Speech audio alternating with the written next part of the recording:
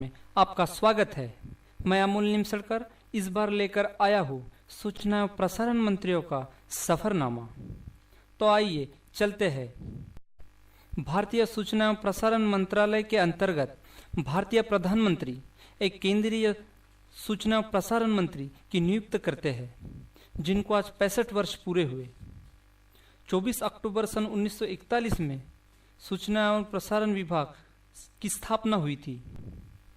भारत के प्रथम सूचना और प्रसारण मंत्री के रूप में वल्लभ भाई पटेल को नियुक्त किया गया। उनके कार्यकाल में 6 रेडियो स्टेशन कार्यरत थे और अन्य प्रगति पथ पर। इनके ही कार्यकाल में नेहरू जी के प्रसिद्ध और ट्रस्टी विद डेस्टिनी भाषण का देशव्यापी प्रसार हुआ।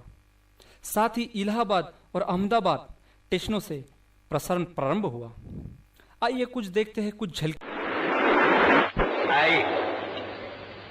Endorse every word that has fallen from the lips of the Honorable the Prime Minister, and I beg to congratulate you on the great honor that has been conferred on you.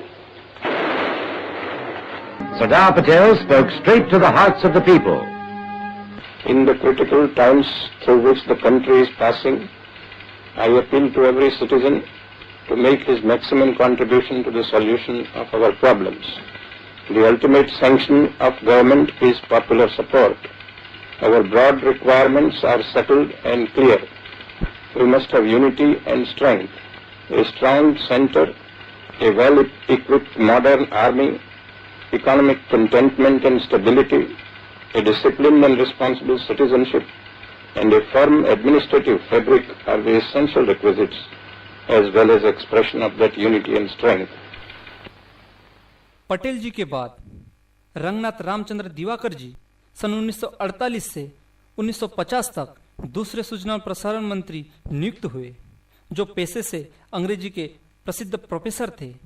साथ ही इनके ही कार्यकाल में भारतीय संविधान लागू हुआ, जो भारतीय इतिहास का सबसे महत्वपूर्ण इतिहास बिंब है। दिवाकर जी के बाद मई 1950 में बीवी केसकर ने तीसरे सूचना और प्रसारण मंत्री के रूप में शपथ ली। सूचना और प्रसारण मंत्रालय के इतिहास में सबसे ज्यादा समय इन्हीं का कार्यकाल के रूप में माना जाता है, जिन्होंने 12 साल तक इस मंत्रालय की सेवा की। इनके कार्यकाल में मंत्रालय ने बहुत से महत्वपूर्ण निर्णय एवं कार्य किए, जिनमें लखनऊ नागपुर रेडियो स्टेशन प्रारंभ, पुणे केंद्र द्वारा कृषि प्रोजेक्ट, विविध भारती, ऑल इंडिया रेडियो का नाम बदलकर आकाशवाणी रखा गया, रेडियो रूरल फोरम की स्थापना और टेलीविजन की शुरुआत आदि।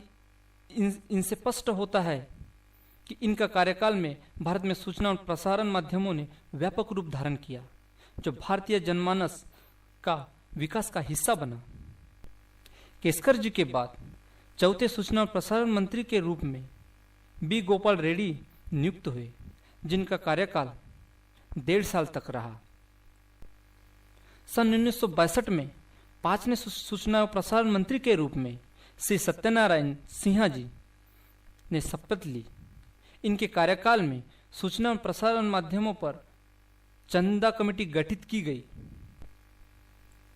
सिन्हा जी के बाद लाल बहादुर शास्त्री जी के मंत्रिमंडल ने इंदिरा गांधी जी को 6वां सूचना प्रसारण मंत्री के रूप में नियुक्त किया।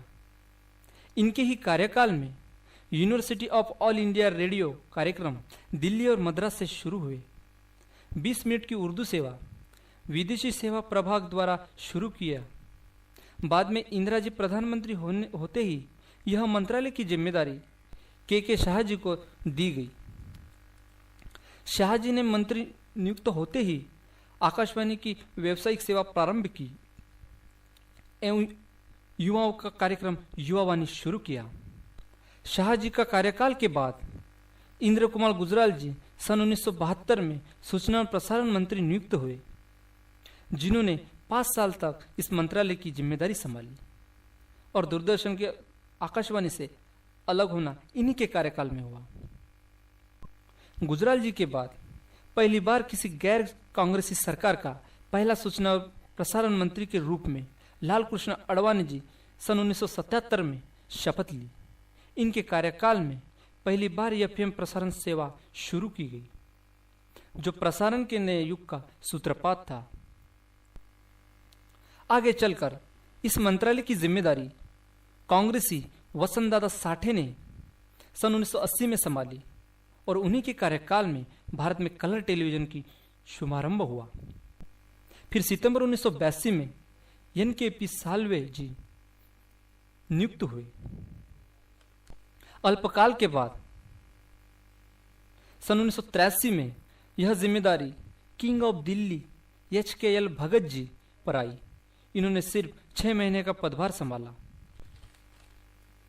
सन 1984 में VN गाडगिल ने सूचना और प्रसारण मंत्री के रूप में शपथ ली और उन्होंने IT division of all India radio and television का शुभारंभ किया। गाडगिल जी के बाद उपेंद्र जी 2 दिसंबर 1990 में सूचना और प्रसारण मंत्री नियुक्त हुए, जिन्होंने प्रसार भारती बिल लाया एवं महत्वपूर्ण कार्य रचना तैयार की। उपेंद्र जी जाने के बाद सन 1995-96 में PA संगमा जी नियुक्त हुए। संगमा जी के अल्प कार्यकाल के बाद जयपाल रेड्डी जी ने पदभार संभाला।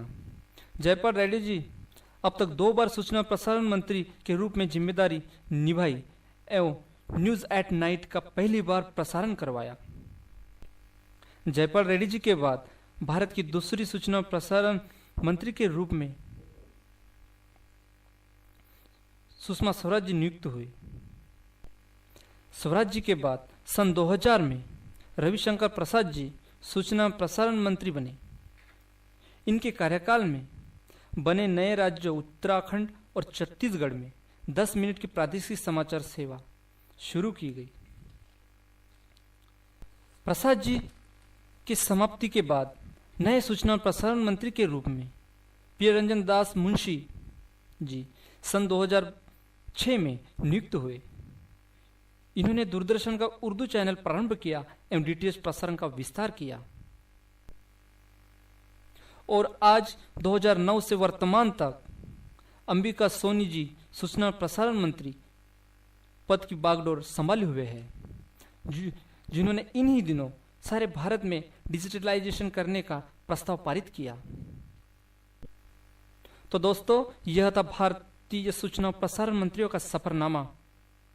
अगले अंक में मिलते हैं, तब तक के लिए नमस्कार।